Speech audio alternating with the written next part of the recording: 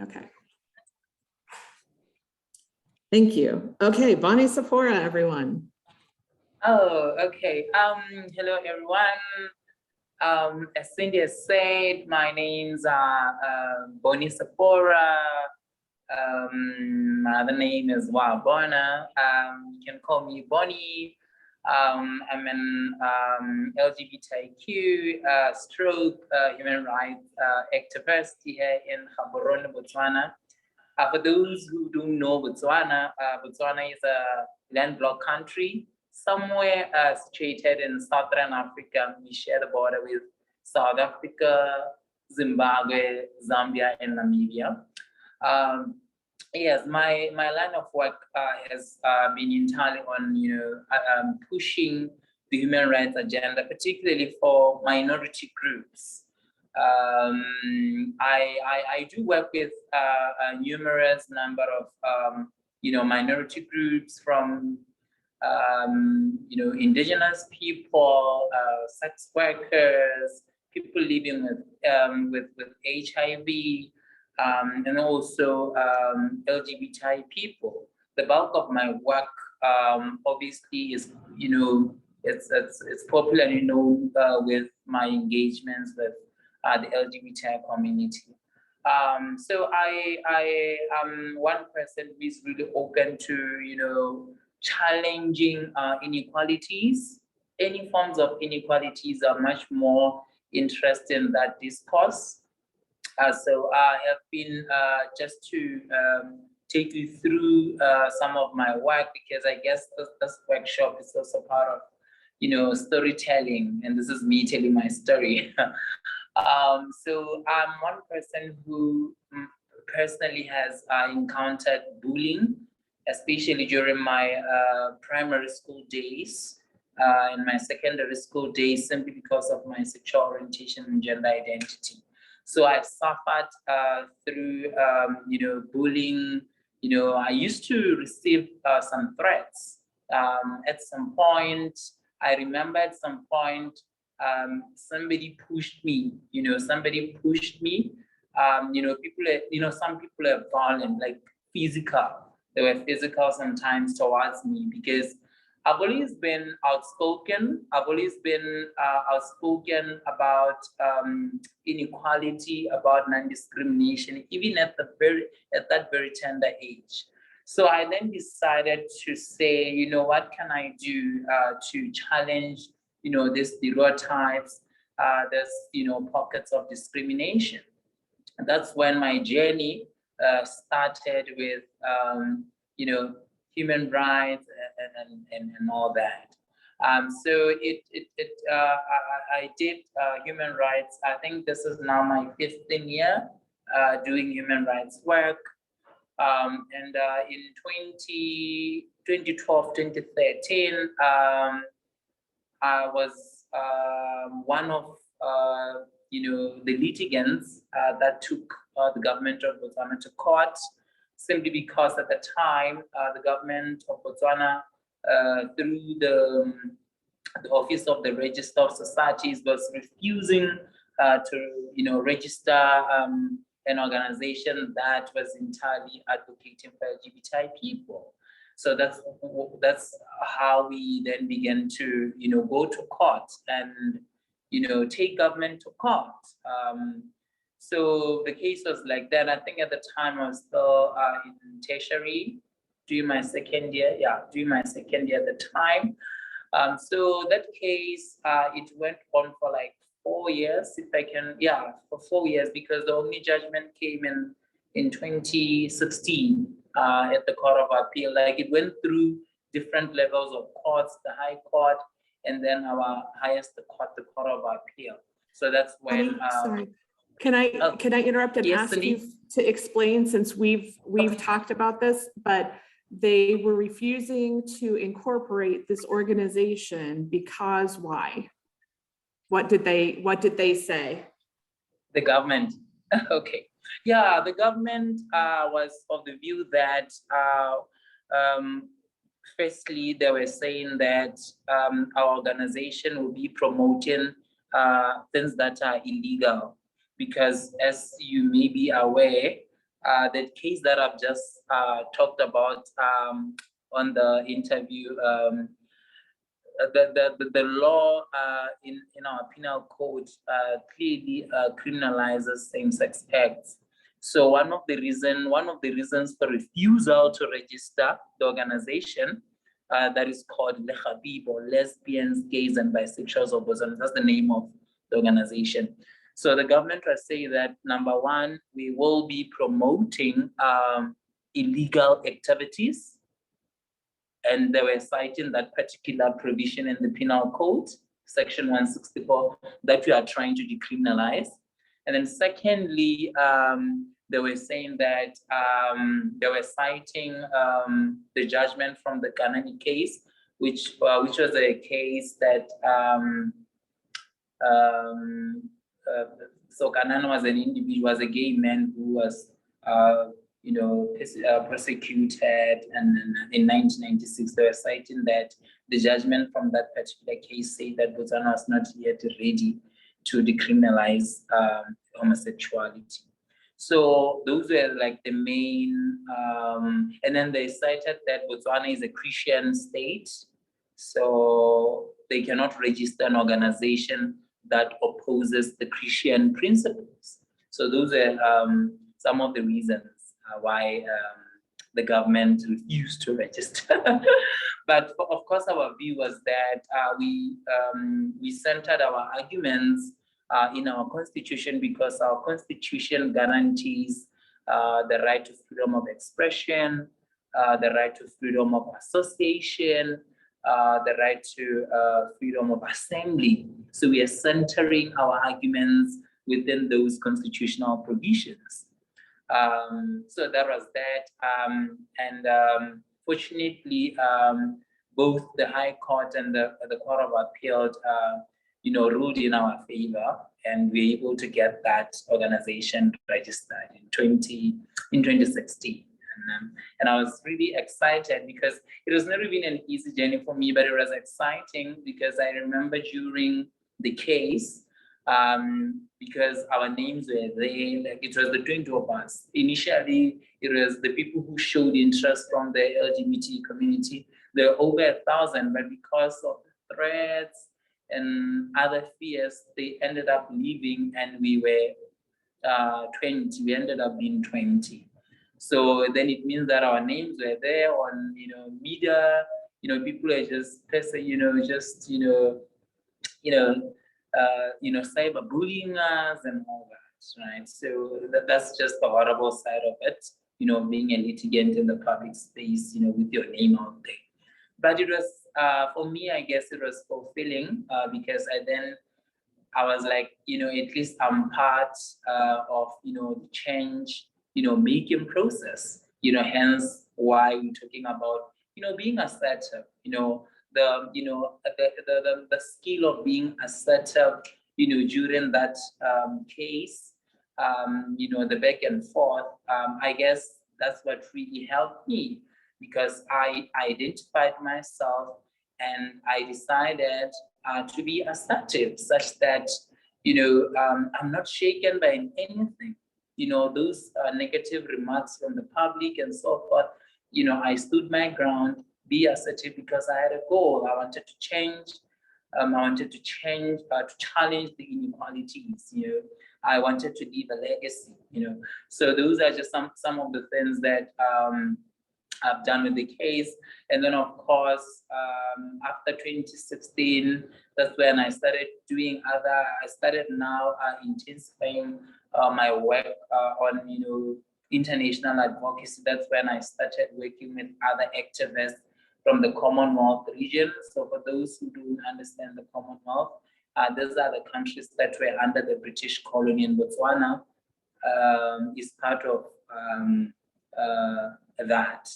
So, and the laws that we are currently trying to challenge now are a result of the colonial legacy. So I started engaging much more with other activists from the Commonwealth region, but also from the African region as well, to do some level of advocacy work, particularly on ensuring that the states are repealing the laws that are discriminating LGBTI people and women, of course, and so forth, and also to create, to support other civil society organizations and other places to, lobby for change, but also to ensure that we create a safe space for minority groups. So that the bulk of it has been on that.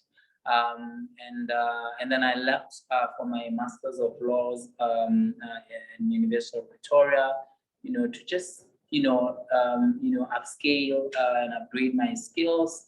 So that's when I then, after completion of my master's degree, I then began doing some work on, providing shadow reports to the African Commission on Human and People's Rights, and also providing shadow reports to the United Nations Human Rights Committee, being part of that process, the Universal Periodic Review process, or commonly known as the UPR. So I then decided to do that.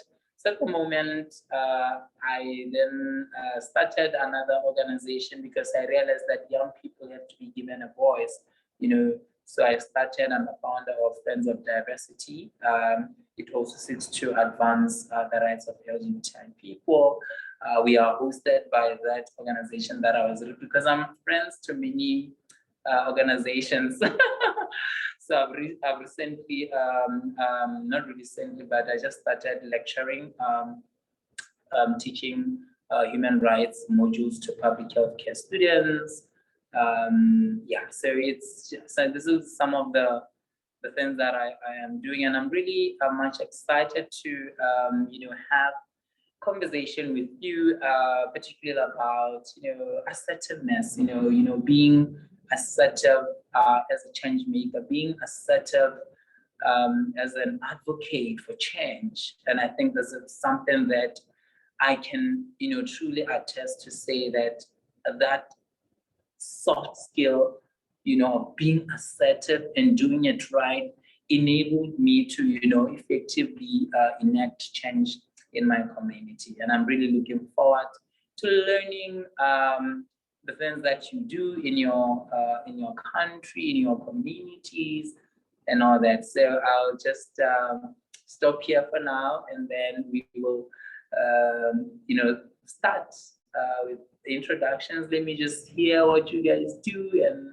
all that. So yes, thanks, Cindy. And thank you, Bonnie. And I just wanted to mention Bonnie's CAP project that they're working on through a community solutions program is also, super trivial.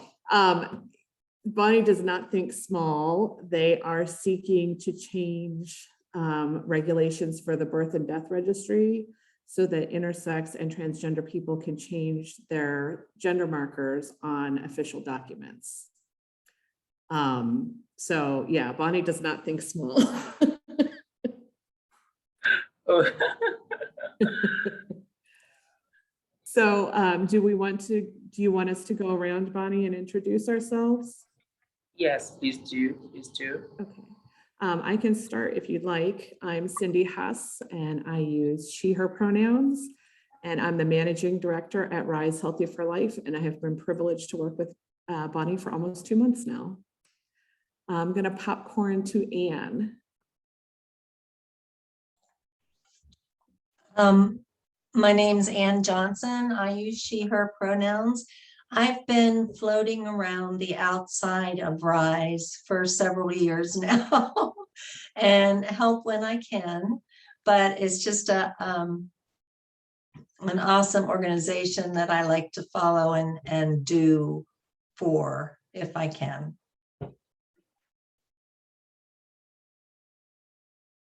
Who would you like to popcorn to, Anne? I'll go to Jessie. Hi, I'm Jessie. I use she, her pronouns. I also work with Cindy at Rise Healthy for Life, doing the sex ed thing. I'm a grad student in criminal justice right now, hoping to help with some of those police reforms that we all hope to see. And I'm also an abortion doula with the Mountain Access Brigade. So we provide logistical and practical and sometimes financial assistance to people in the area seeking abortion care.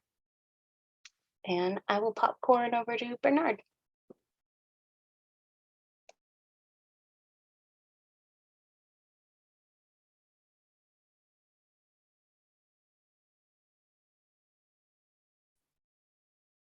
I'm not sure if Bernard is able to join us in spoken word. Bernard, if you're there, would you mind to drop something in the chat real quick? I know that you were having some technical difficulties earlier. And Bernard is with the ARC of, I believe, South Carolina. Can you hear me now? Yes, I can hear you now. Excellent. First of all, I'm enjoying everything, and that my knowledge is expanding exponentially. My name is Bernard Johnson. I am the executive director of the ARC of the Low Country. We are one of more than 700 local organizations across the country that advocate for citizens with intellectual and physical disabilities. So we run the gamut from just the Medicare to the actual programs that are necessary for the clients to live in the most inclusive and least restrictive environment possible. And since I can't popcorn over, I'm going to depend on you guys to popcorn me over to someone else. Okay. And I'm going to share that Bernard is also a host collaborator with the Community Solutions Program, which is how he found out about the workshop. Yes. Okay, Bonnie. And Bonnie is probably going to be hopping off video periodically because sometimes we have connection issues when there's a lot of video. So Bonnie, do you want me to start the slideshow or do you want to start with something else first? Yeah, you can go for the slideshow. Okay. Oh.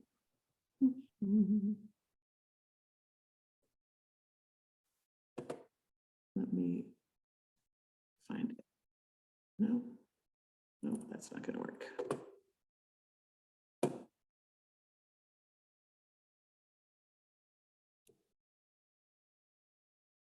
All right, here we go.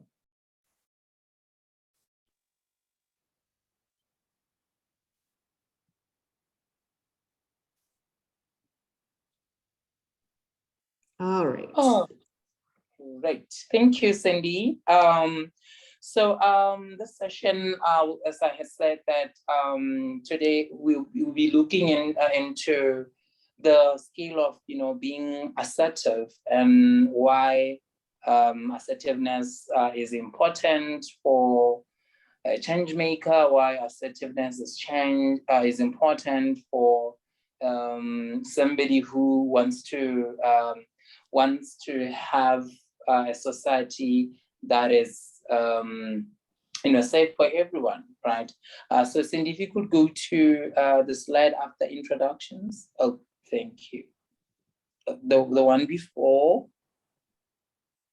Okay, cool. Yes, okay.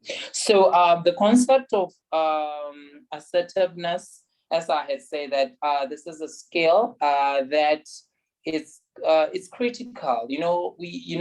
We do communicate from time to time. We communicate.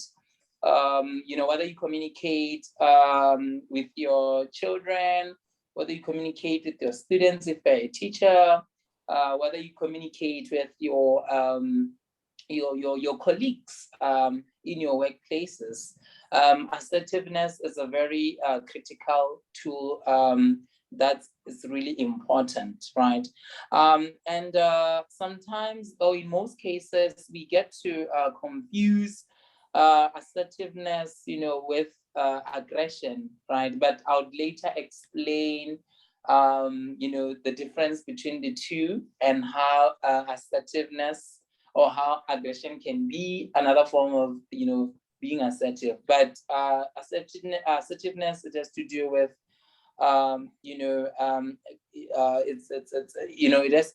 it's neither passive or neither aggressive, right? It's really a very good interpersonal skill. Okay, so although everyone acts in passive and aggressive ways from time to time, it really differs from one individual to another. Okay, sometimes in such ways of responding, it can result from lack of self-confidence, and therefore it can be appropriate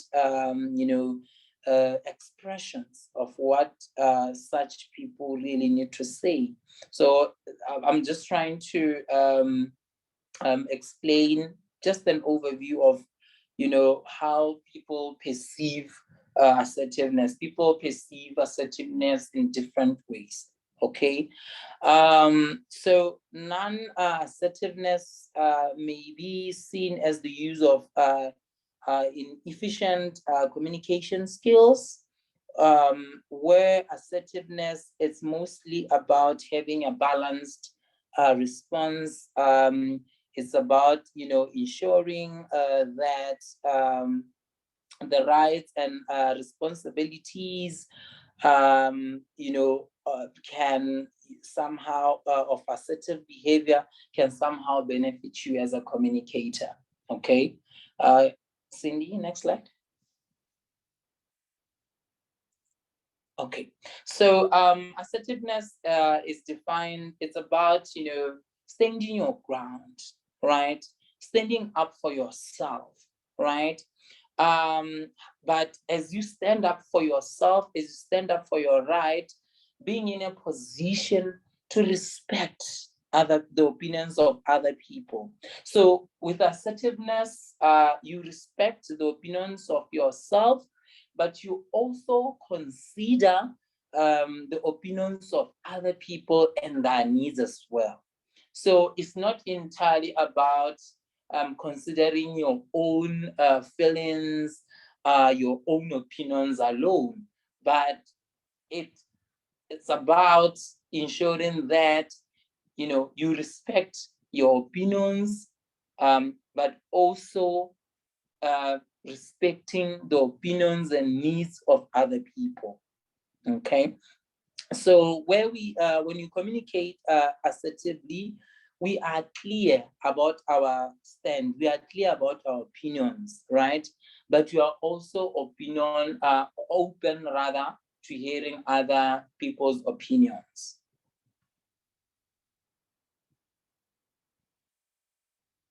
Yes, Cindy, next slide.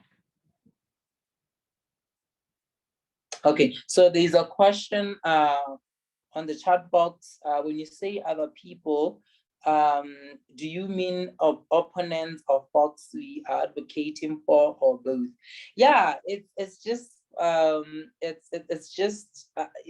generally like any other person. You may have differences, right? So, but it's just about, it's not necessarily agreeing with a person, but it's just creating a room for just hearing what they have to say. So it's just generally, you can be open to your opponents.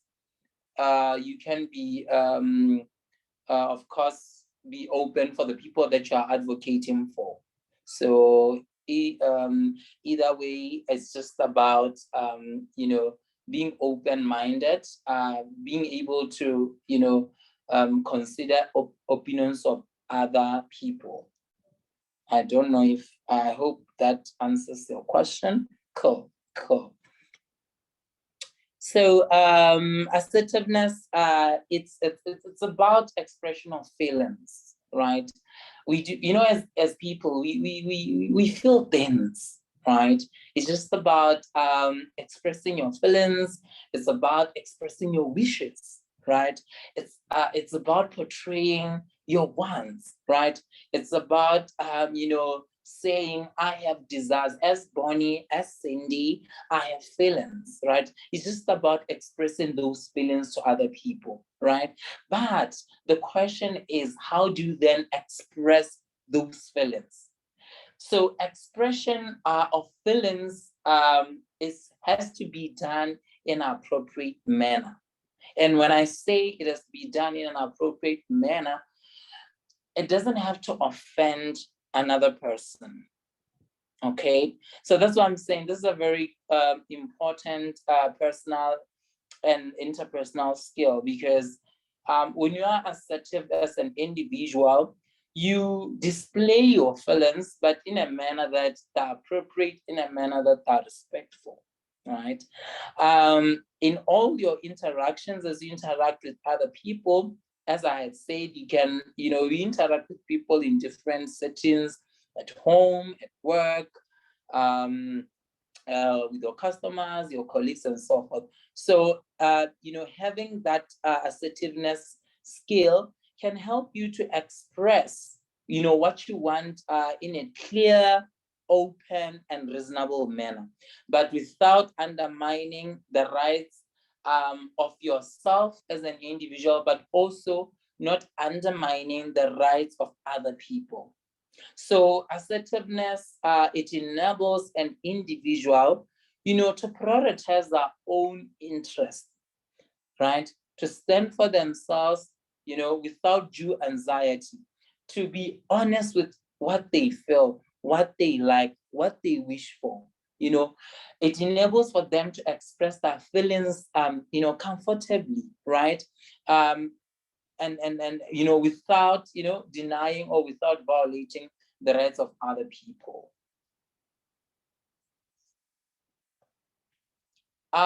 So how do we know if a person is really assertive or not? So there are characteristics. I've just had an opportunity to learn the great things that you are doing in your communities, in your workplaces, right? And then it's really important to understand, those components are the things that, make a person to be assertive. So first, you need to, one of the characteristics that is that you need to, feel free to express your feelings as a person. You shouldn't feel shy to express your feelings, to express your thoughts, to express your perspectives, to express your wishes, to express your desire.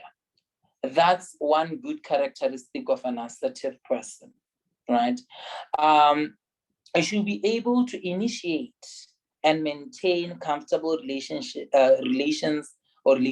with other people, right? So you have to be flexible. As somebody who is assertive, as somebody who is able to get off that comfort zone and mingle with other people, and interact with other people, make healthy relations with other people, right? You need to be in a position where you are able to, if you're a short-tempered person, then when you are assertive, you'll be in a position to control your anger, right? But then this does not necessarily mean that you have to repress your feelings. No, you're not entirely repressing your feelings, but you have a technique or a mechanism in place of controlling your anger, right? And then it's just about also ensuring that the way you talk, the way you talk to other people, it's in a manner that you would want them to talk to you. So I guess then respect becomes key for an assertive person. And assertiveness, people are, when you are assertive, you are able to meet other people halfway. you are able to, compromise. You are able to sacrifice where possible, right? Rather than, being selfish, rather than wanting everything to go your own way or to be done according to your way. So it's just about, having that ability to say, okay, guys, we have this project. We have this project, and I have a lot of work on my table, but I can dedicate some time to assist. So it's just about compromising, right? So when I look at myself, how I work, I cannot assume and well, not assume, but I cannot say and tell myself I'm really assertive. But it's a process. I'm trying to be assertive. Okay.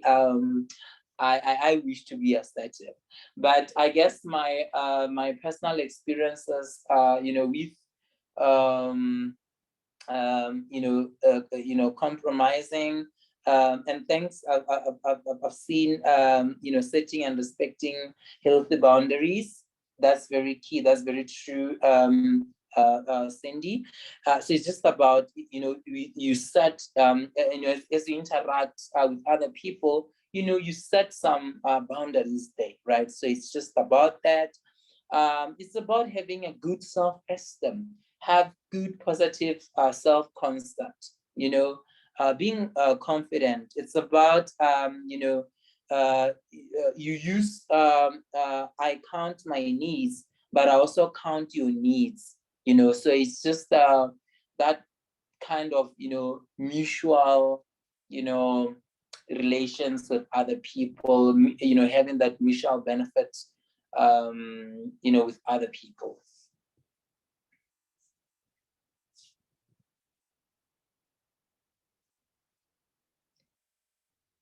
And then a person who is aggressive, normally, of course, they are firm into their beliefs. They're firm. They stand firmly on their rights. They express their thoughts. They express their feelings, right? But however, the way they channel or the way they express those feelings, it's usually, they usually do it in a manner that is inappropriate, right? In a manner that undermines the rights of other people, right? So examples of a person who is aggressive, for instance, they'll say, this is what I think. You're stupid for believing differently. This is what I want. What you want is not important. This is what I feel, but your feelings don't matter. They don't count. These are examples of a person who is aggressive, right? So you see the difference. So a person who is assertive will say, okay, this is what I want, but I hear you. Okay, let's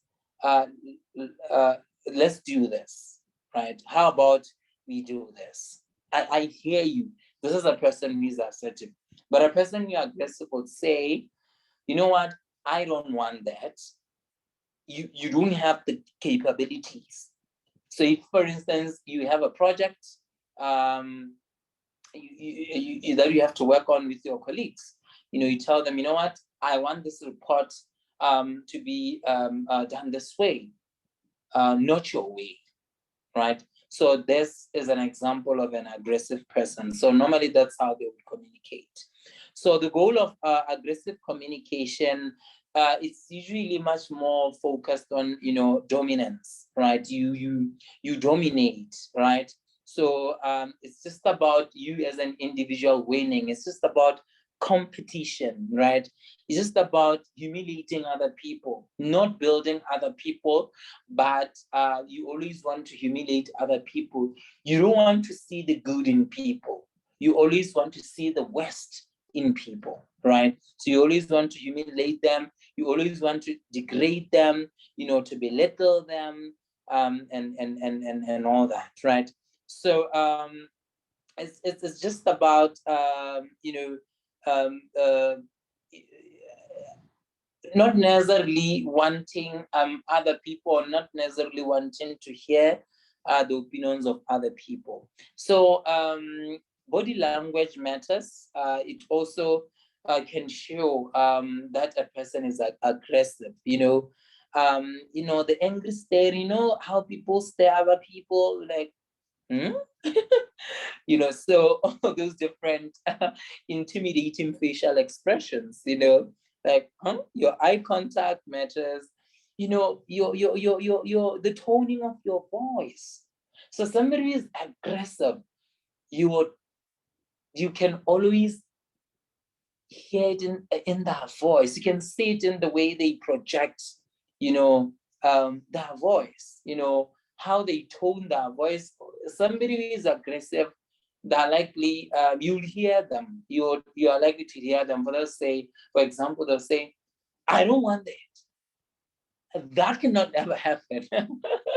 So that kind of a tone will depict that a person is aggressive. Sometimes some aggressive gestures, how they sit, in a chair. That would, you're in a boardroom, you're having a meeting, somebody is aggressive. Pay attention to their gestures. Sometimes it may include things like pointing your finger, pointing your finger to another person. That can depict that, somebody is aggressive, somebody is just not relaxed, posture, somebody who is muscled up, towering over others. Those are just some of the things that can indicate that a particular individual is aggressive.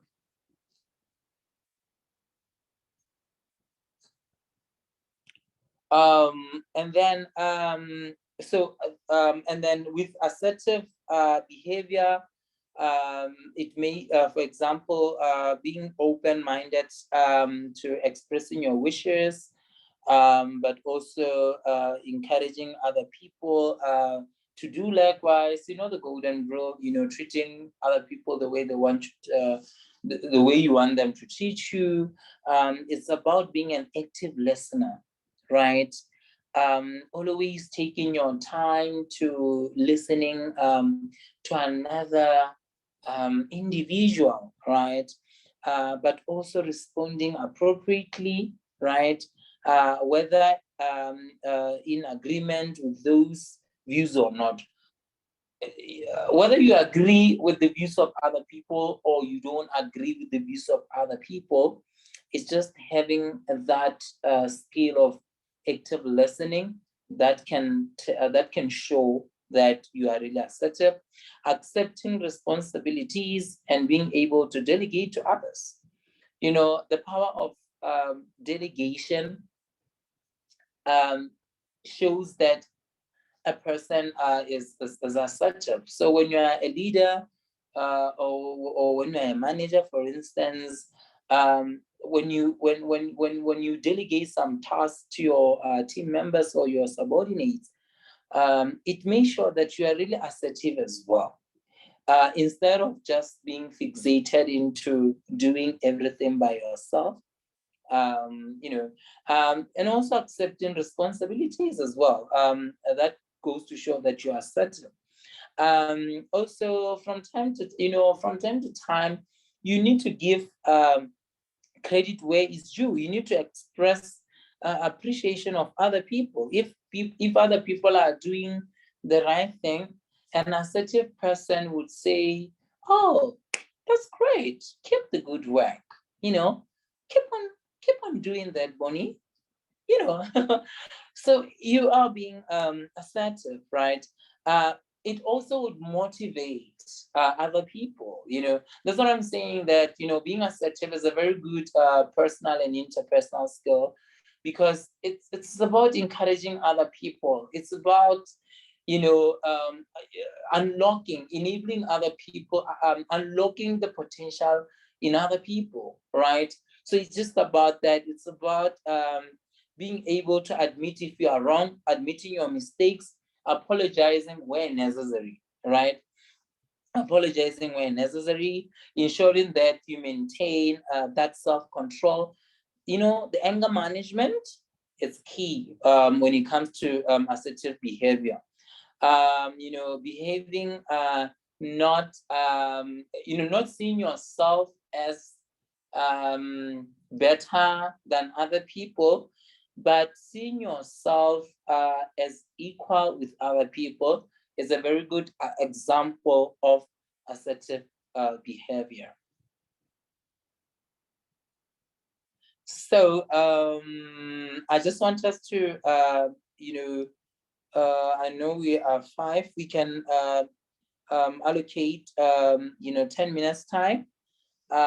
We can look at, in small groups, reflect further on discuss type of assertiveness, demonstrate with the examples. Of course, we can give your personal experiences in your workplace, in your advocacy work.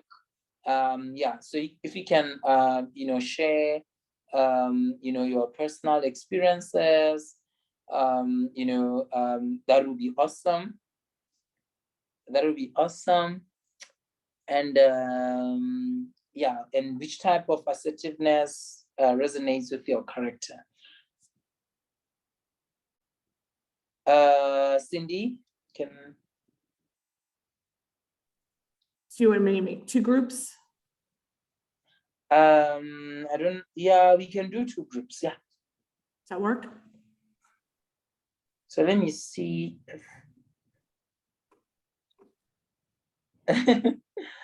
How do you want us to do it, Cindy? Can maybe give me an advice? I'm working on it. I just wanted to make sure. Okay. Okay.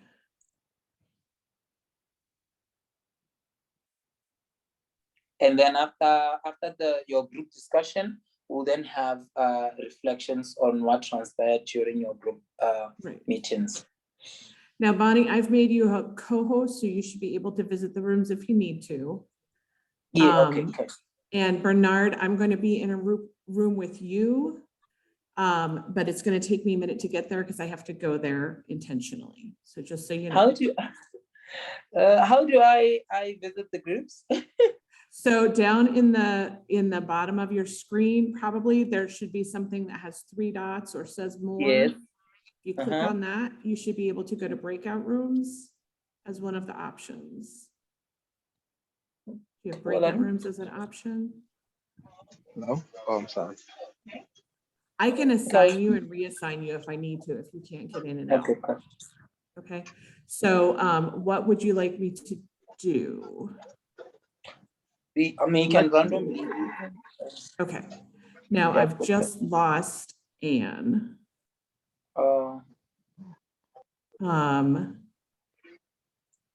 So maybe we should stay here for a moment. Okay.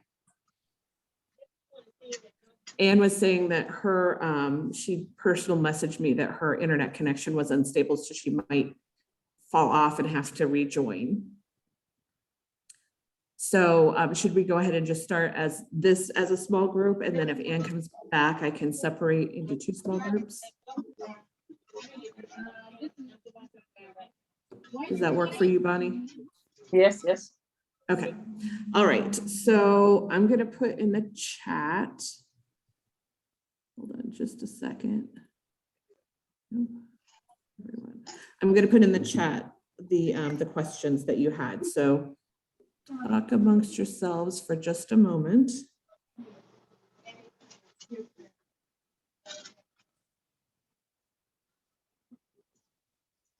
Okay.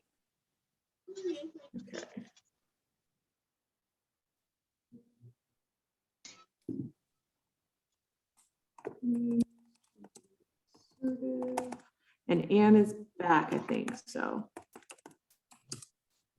No? My internet is really sketchy for some reason today.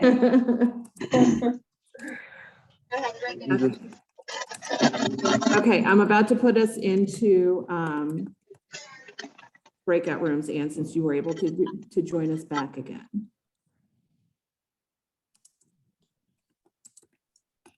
Okay.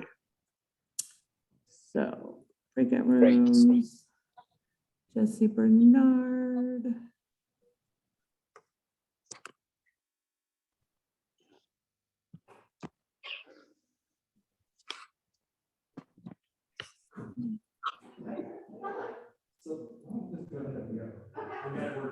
Okay, here we go.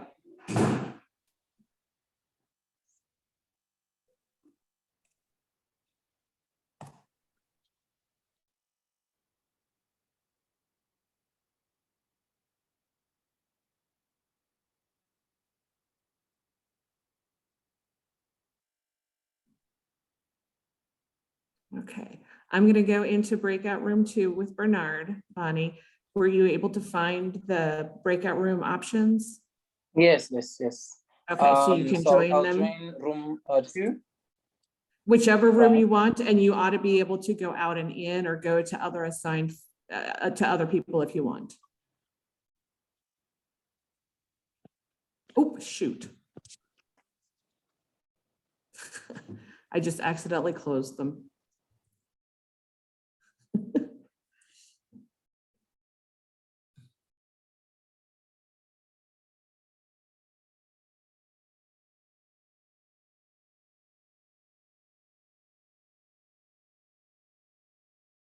Sorry, Bernard. I did a thing. I'll fix it once everybody is back. No problem. Because I'm making it really difficult. That's the other thing. That's why I'm having a hard time and going through these areas. So that's But anyway, I'm listening as much as out. Yeah. Okay. So once everybody's back in, I'll put everybody back the 4 seconds, 3 seconds, 2 seconds. I'll put everybody back where they were. Okay.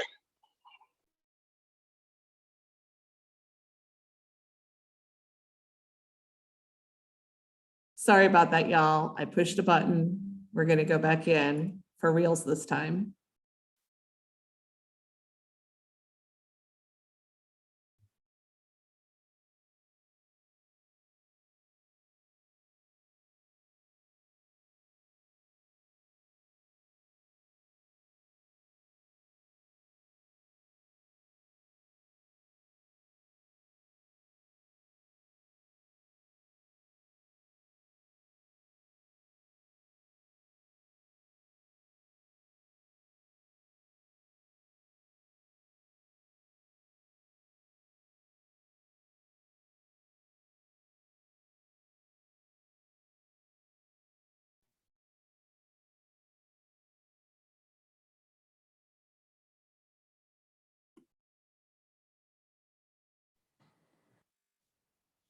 Oh, okay. They have 60 seconds to come back. Okay. And they'll be able to click a button to come back sooner if they want. Yes. Huh. Okay.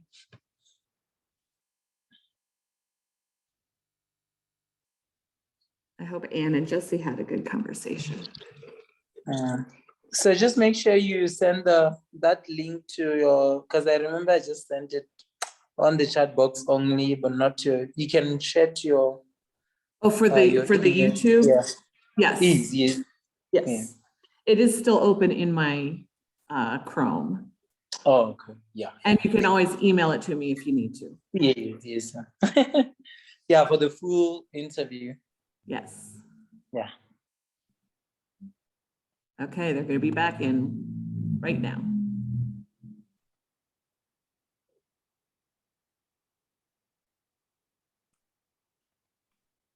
All right.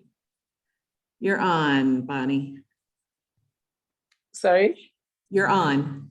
Oh, no, thanks. Okay. I hope that we managed to have opportunity of unpacking, where we fall in terms of, are we assertive or aggressive or that. So I really just want to take this opportunity for people to, share the, what transpired from the discussions. So I can start with, any group which is ready can start. I can go. Yeah. Casey? Anne and I had a great conversation. We talked about, well, I'll talk about the things that I brought up, and then I'll let Anne talk about the things that she brought up. Bonnie, you mentioned the golden rule about treating people the way that we want to be treated. And I'm getting a graduate certificate in community leadership. And one of the best things that I've learned from that so far is that we need to treat people the way that they want to be treated. So, and it starts with forming that connection first and learning things about that person and how they respond to them and how things resonate with them, or even how to communicate, because some people prefer communicating through text or email so they have time to process, like me. The platinum rule, that's what it's called. Yes, thank you. And I also noticed how assertiveness was about expressing your wants and feelings and desires, and taking into consideration other people's wants and feelings and desires. And I could not help but think of that, how that's exactly how we talk about communication with sex. And it's because these subjects and about like emotionality are hard and they make you feel uncomfortable. And we tend to shy away from hard conversations like that. So I thought that was really interesting too. I'm done. I learned a lot from. Thank you. I learned a lot from Jessie, and one of the things that this brought back to me was that I was born in a very small town and raised in a very small town, but I found myself in New York City in my early to mid 20s in a management position. And there was the owner of the company. I mean, you talk about aggressive.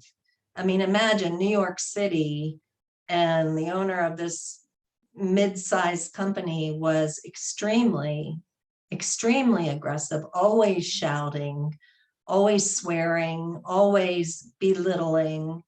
And I adopted that, being in my mid-20s and having this as my first manager, first real leader. I adopted that management style.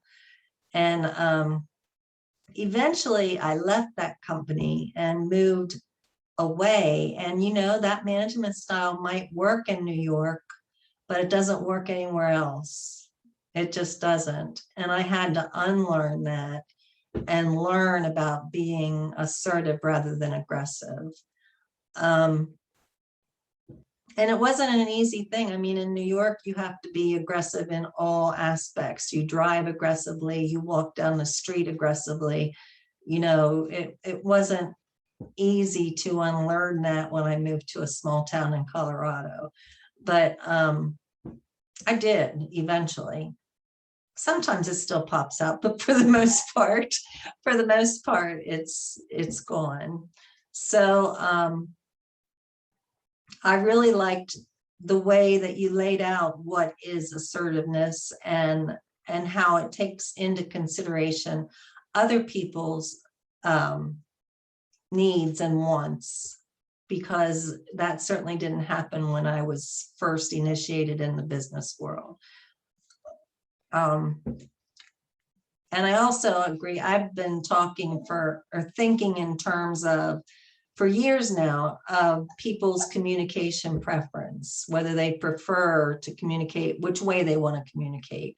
And just by figuring that out, you can make a little bit of a inroad into a connection with that person if you can communicate with them at the level they prefer, where they prefer.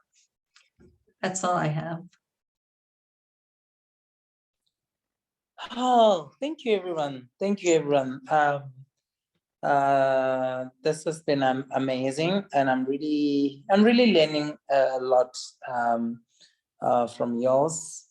Yeah, so it's just about, I think what's really key is just about, the art, of expressing, yourself, but in a manner that you want, in a manner that it's respectful and appropriate. I think it's just about that, but also I guess it's also about, recognizing, the dynamics around, being assertive, and the dynamics are also around being aggressive. But if I may ask, you have mentioned that in New York, people are aggressive. Maybe you can deliberate on that. Elaborate on that to say, maybe to clarify why the benefits that can come from what you've just said. The New York atmosphere. The good things that can come out of being aggressive. Why are people aggressive? For instance, in New York, what could be the motivating factor?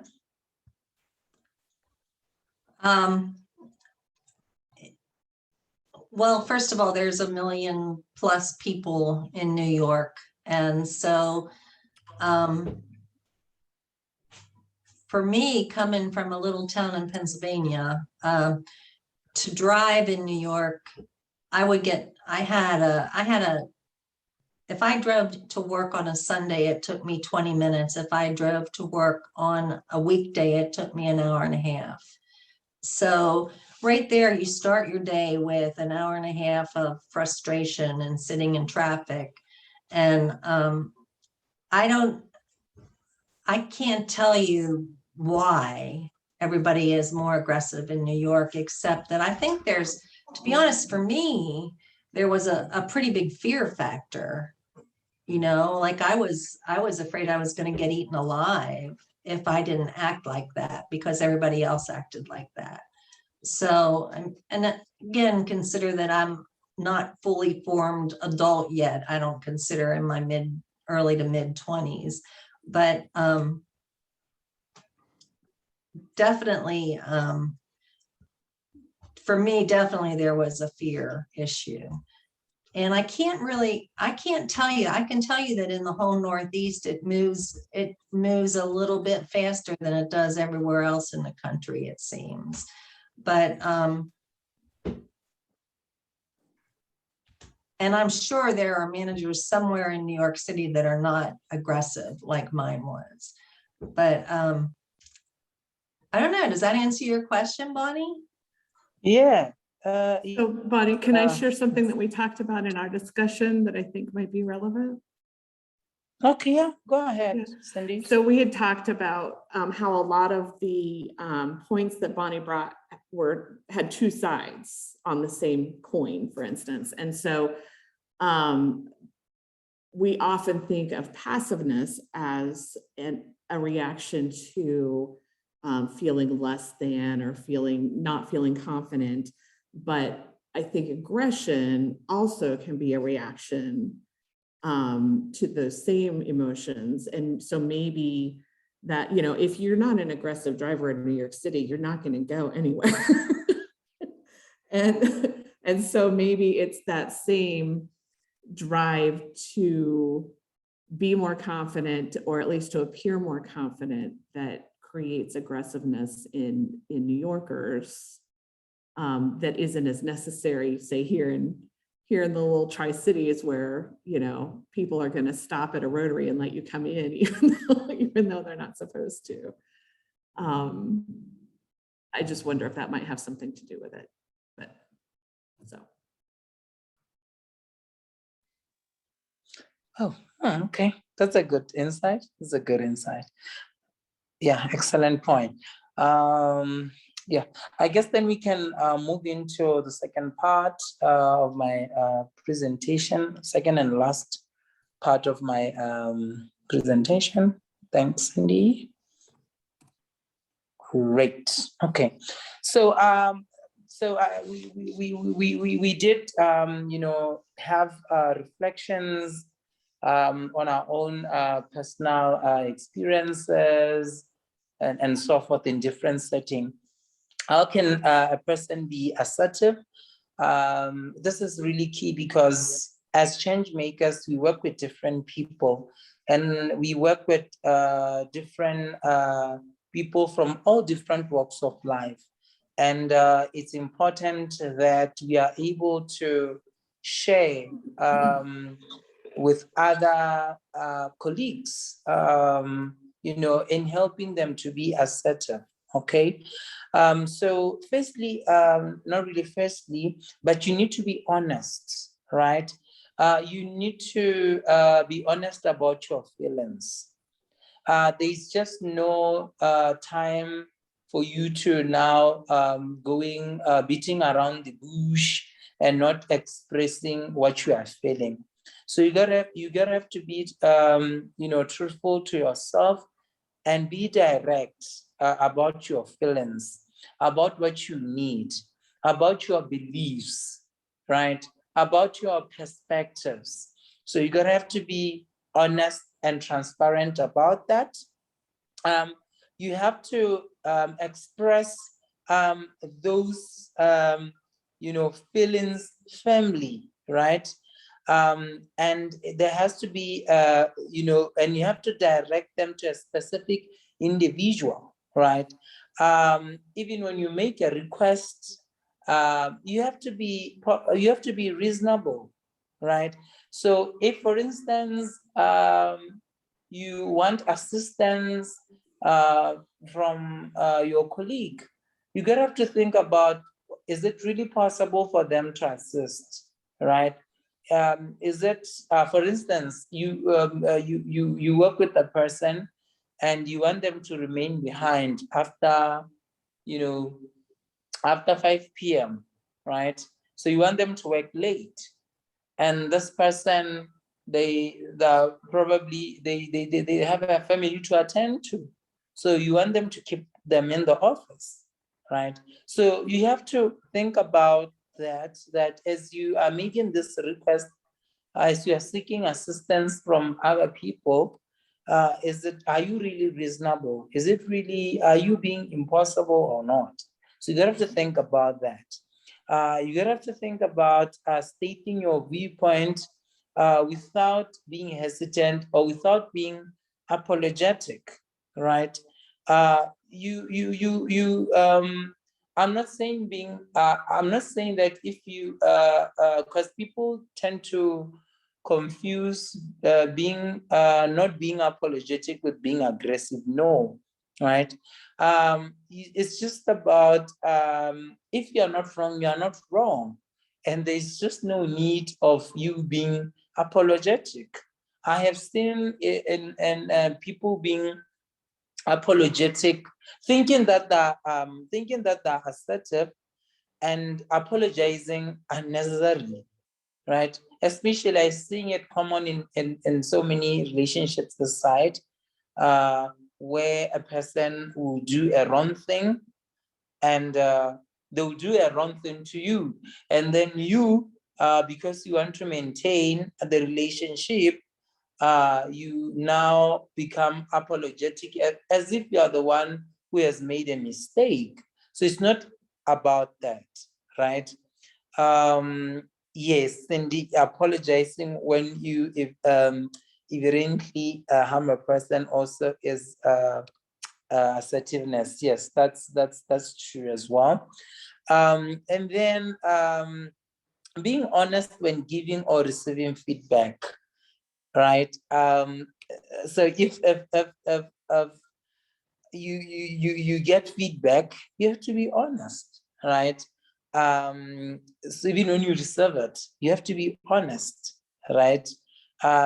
If it's a feedback that doesn't sit well with you, there's nothing wrong to say, but I don't like the way you have said things, right? So just being honest about that, learning to say no to unreasonable expectations.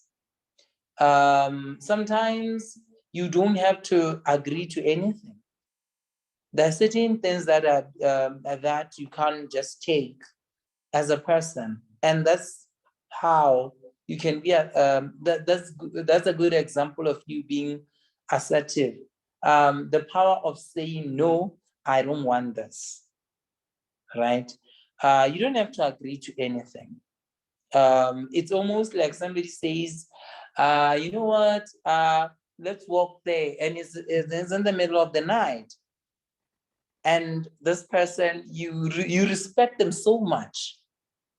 But if you are assertive, you tell them, no, no, that's dangerous. No, I can't walk down through that forest, overnight. Like you just have to say no, right? Paraphrase what others have stated to you. It shows that you are with them. It shows that you are, you have been actively listening to them, right? Yes, Cindy, the next slide. Cool, right? And then there are different techniques that you can use to be assertive, right? So there's the broken record, I'll try to explain them one by one. There's fogging, there's negative assertion, there's negative inquiry, free information, self-disclosure, workplace compromise. So if you can go to the next slide, then vote yes. So broken record is one good example of assertive technique that I like, because it helps you to manage requests, right? So broken record, it consistently, it's about, it's simply about repeating your requests or your refusals every time you are met with resistance, right? So for example, you are working with, you have a boss, and then your boss says, Bonnie or Cindy, can you please, it's after hours, they want you to remain behind. They were supposed to have done and completed this report, but because now they're in a hop soup, they want to, take you on board to assist them. But it's after hours and you have another event, you have to knock off. So with the broken record technique, you simply tell your boss, in this case, that I hear you. You use the word "and" instead of "but."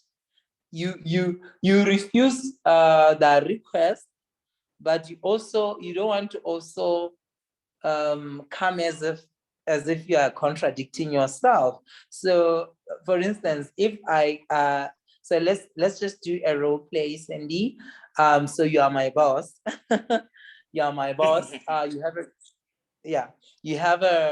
have a report that you have to submit. So you could have done that report, or you could have submitted that report 2 weeks ago.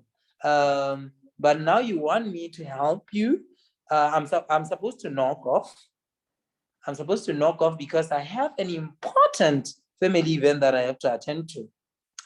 So you are asking me to assist you. So So let's go. You're asking me to do this report, and then I'll respond. So just you can do 1 line, or 2 lines. All right. Make Hey, your Bonnie, request. we have to get this report done, or it's going to make our department look really bad. Could you stick around for a little while and help me out? Oh, the report is very important, Cindy. And I'm sorry, I have to attend a family event now.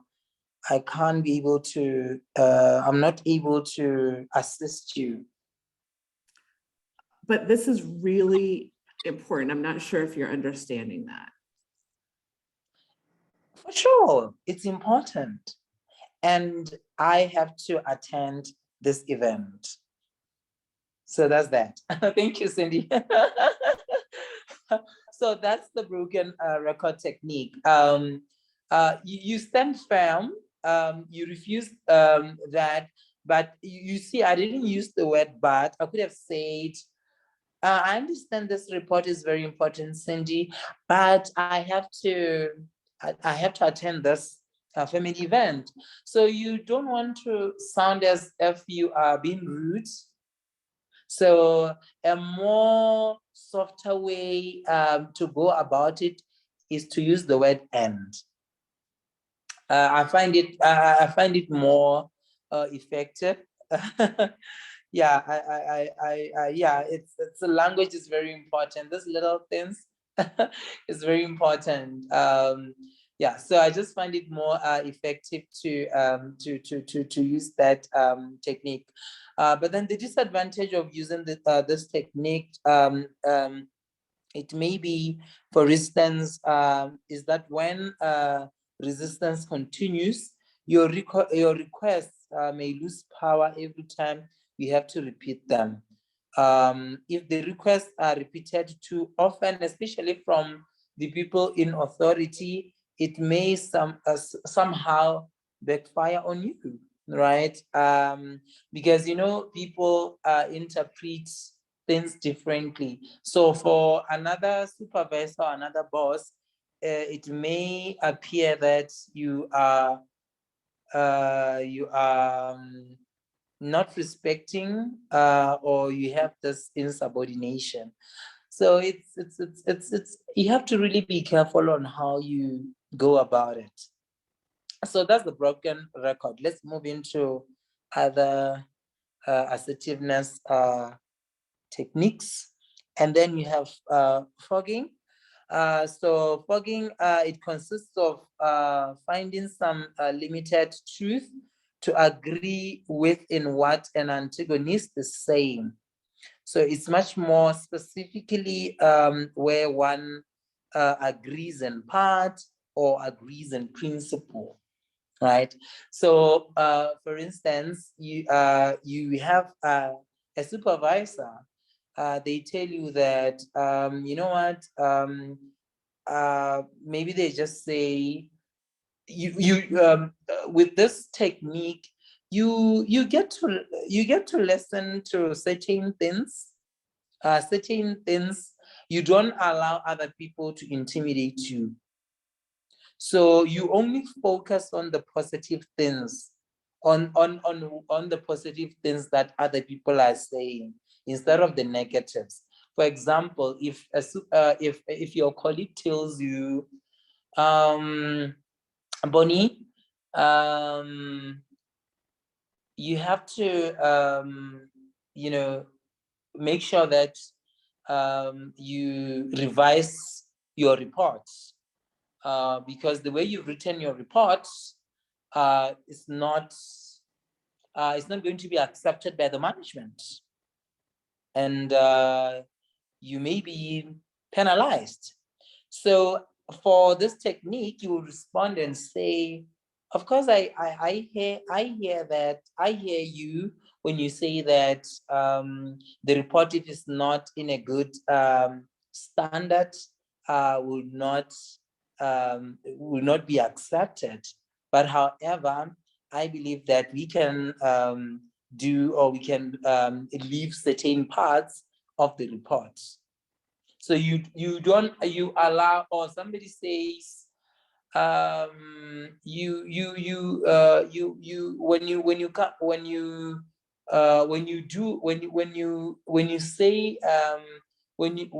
you voice out your opinions, or when you challenge the opinions of your superiors or your supervisors, they may not take it lightly. And then you just respond to say, I understand insubordination, or it's not called for, but however, voicing your opinions, I feel is not something that is wrong if it's done in an appropriate manner. You just you don't allow them, you don't allow other people to intimidate yourself. Cindy has said, I've seen when I've used with neighbors when they begin to degenerate Democrats, is I think we can agree that a significant portion of Congress is not actively working for all the people. So you see, so it's you not you focus on the positive things. You don't really allow your neighbors to somehow intimidate you by their opinions. So that's a very good example. And then negative inquiry, it consists of requesting further, more specifically on criticism. And the negative assertion is agreement with criticism without letting up your demand as as an individual. And then the I statements, it can be used to voice one's feelings and wishes from a personal position without expressing judgment about the other person, or without blaming one's feelings on them. So this one, I also like it, right? Because you are able to voice your own feelings. You are able to say, okay, I don't really this is not so good, I don't like it, but you don't necessarily express judgment about what other peoples are saying, or you don't blame their feelings. You are almost like you are trying to balance the whole thing, because sometimes the other people may see it as an offense or what. So you really want to, it's almost like you are trying to thread carefully with the I statements. Next slide.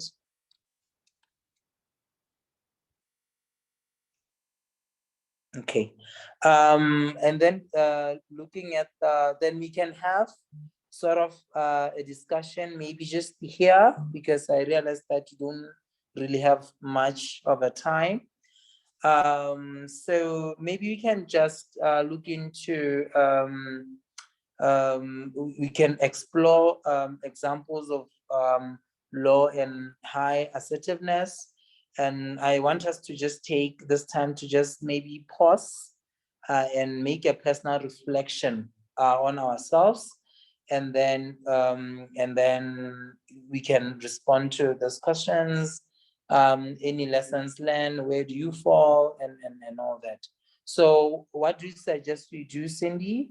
Maybe can have 5 minutes, break for 5 minutes and respond to this, and then we can come back. Or we can just, what do you think?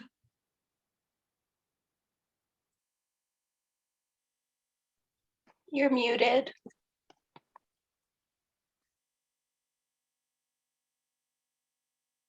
We could have people, I mean, most people's cameras are off. So if everybody's just muted, then we can, I would say maybe 3 minutes. Okay, cool. So that we have time for the rest of your content. Okay, cool. Does that work? Yeah. Okay.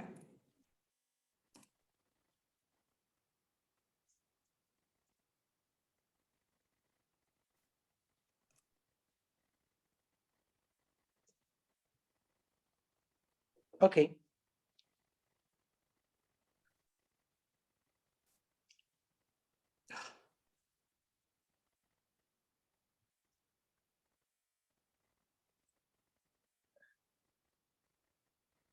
Okay, cool. We can make reflections on that. Oh gosh, am I? Oh, okay. Then maybe you can go into the next slide, Cindy. And then you can come back to this one. Okay.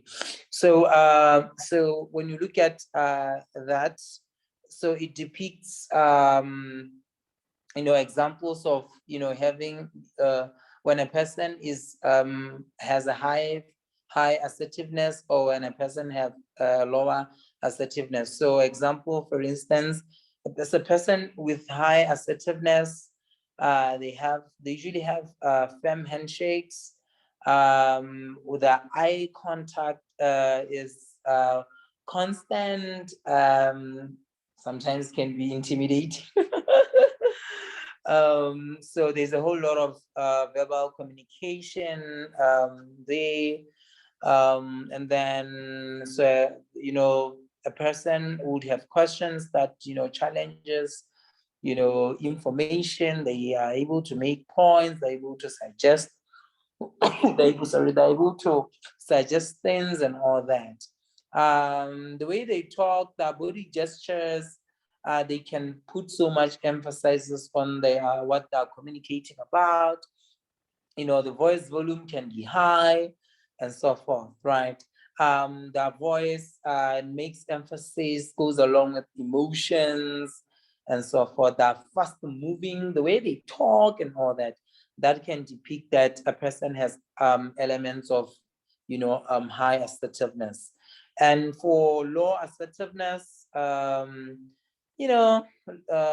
we see more on, softer handshakes, and intermittent eye contact, less verbal communications, questions that usually comes as supporting or or information gathering or seeking clarity, very tentative in statements.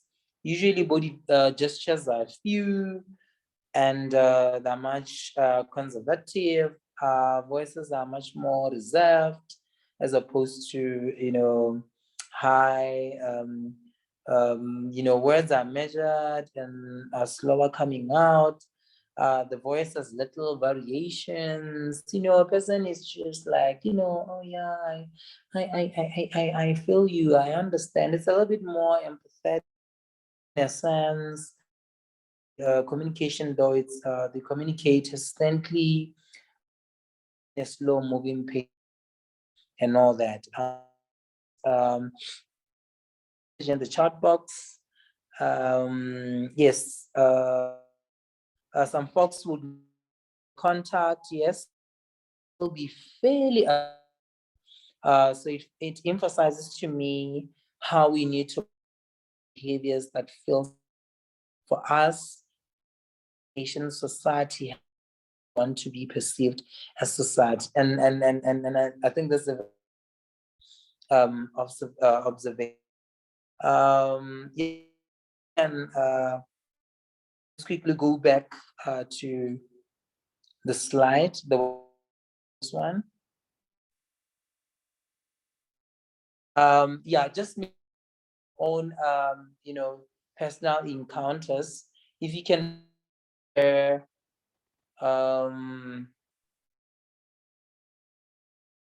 you want folks as they have thoughts and as they're making personal reflection to share in the chat?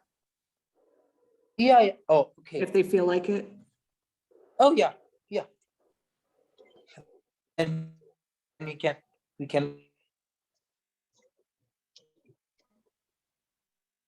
If you feel like it's okay. So we can just continue with the other stuff.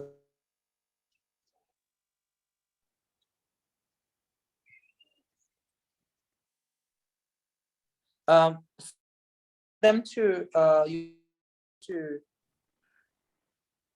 So Bonnie, your audio or your sound is breaking up a little bit. Perhaps maybe the connectivity, I guess. Sorry about that. That's okay. If you talk a little bit slower, we might be able to get more of your words. Okay. No, I was saying people can throw in those reflections if they ever feel like box, and then I the other slides that I can because I want the whole thing. Yes. Okay. So tell me when you want me to move on. Yeah, just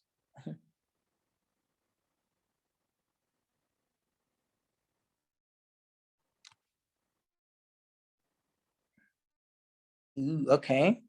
Anna state. Okay, cool. Oh, okay, cool. Cool. Yes. Yeah, you can go slides, Cindy. The next slides. One, cool. Yeah. So when you talk of human rights, bunch of assertive rights. I have to keep on. Okay, cool. Yes, that's. So with assertive, oh, cool. So have needs and desires, the right to have information, quite critical, the right to have goods or services paid, right? It's your, you need to get right?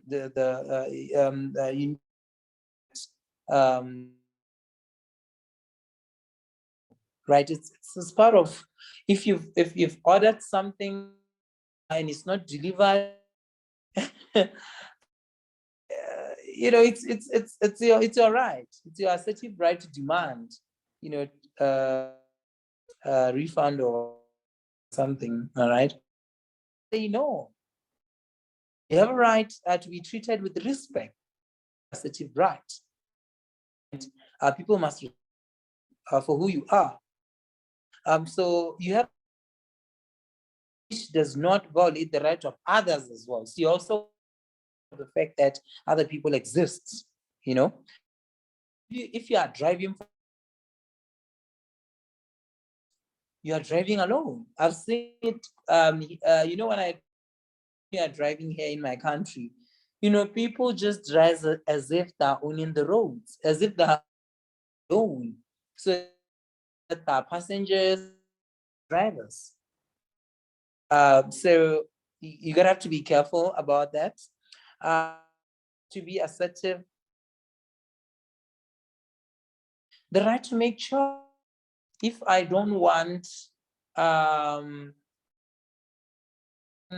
okay, the right to.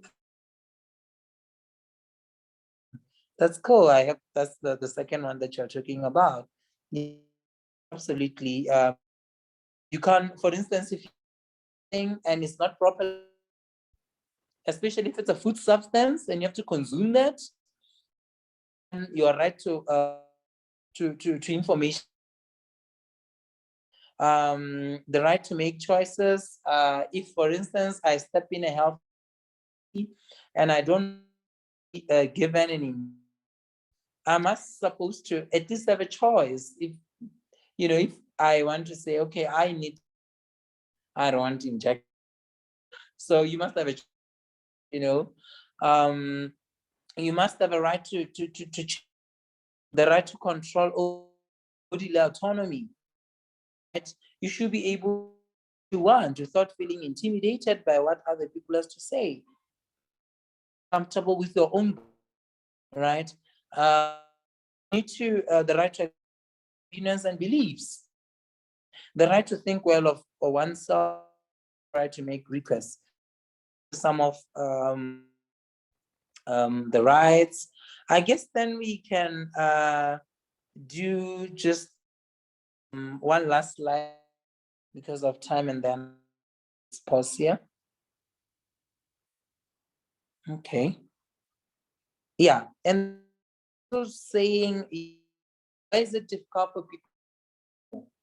Remember that being assertive is about being a position, saying no to everything. But sometimes it's for people to say no, a number of factors. So for example, some people had or injected this time may not like other people may not like you anymore. So you feel like you may ruin your with other people, right? This time they may never ask me again. To have this that people may never ask you for assistance in future. They won't take notice if I say so. Other people that you may feel that other people may not be able to may feel like you may not be noticed, right?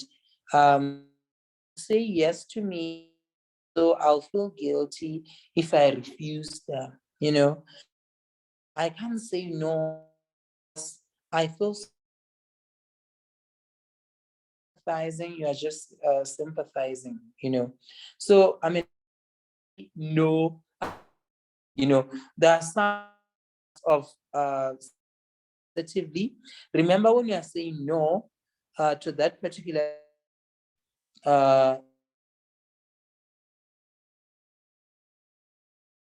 person, okay? So if the request takes you or you have not, you can always say, I will let you know. I get say in self time about what you want to say. You have to be fair to yourself. You need to take responsibility for saying do. Sorry, Bonnie, you're breaking up again. Oh, sorry. Yeah, well, Sorry. we can't do anything about it. We know. Oops, sorry. But I will be sending the slides to everyone, so they'll be able to. Yeah. Okay. So I think recognizing that the time is up, we can just have few last on. You can see that you are only left with Anne. So if you can just make a few reflections and then we close our session. Cindy, share the slides to other people. Yeah, our colleagues. Yes. Yes. I have heard a lot of these things in little parts in different ways over the last however many years I've been alive. And I found it really helpful to have them all in the same space and to have a reminder, because it's hard to remember them in the heat of the moment all the time. So I thank you very much for putting this together. And did you have anything that you wanted to share? I feel the same. I've heard about assertiveness here, and I've heard about a little bit about assertiveness there, but I've never really seen one big presentation about it. So it's very helpful. It'll be helpful to have these slides too. So thank you so much for putting all that together, Bonnie. I really enjoyed it. Thank you.